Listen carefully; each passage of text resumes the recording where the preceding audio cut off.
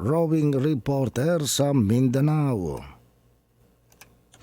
CNN Live Nationwide. Willie Boy Ramos, magandang araw sa iyo. Magandang araw din Ariel, magandang araw Pilipinas. Ngayong adlaw mga taga Mindanao nagbigay ng 200 sakong binhi ng mais at 200 sako ding abono ang Department of Agriculture Region 13 Caraga sa mga bayan ng Dinagat Islands.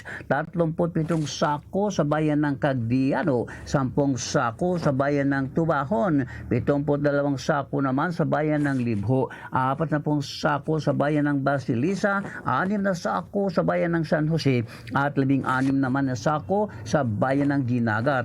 Ang abono ay ipinamahagi sa naturang mga bayan at kung anuman ang bilang ng sako ng binhing mais na ipinagkaloob, iyon din ang bilang ng sakong abonong ipinamahagi.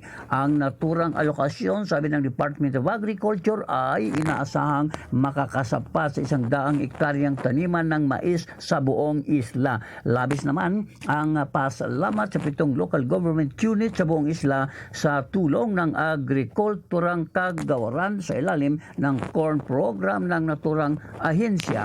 Samantala, nagsuspende ng klase Marso 26 ang mga bayan sa Magpit, Alamada, Arakan at bayan naman ng Alamada, North Cotabato. 26 ka mga barangays ang apektado bonsod ng Esterlis. Well, Ramos, Simon Robin, reporter ng Mindanao, Radyo Kalikasan ng Og City Base, nagulat ng live para sa CMN Pilipinas.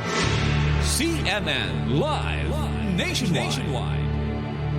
Maraming salamat, Willie Boy Ramos, ang ating CMN roving reporter sa Mindanao. Samantala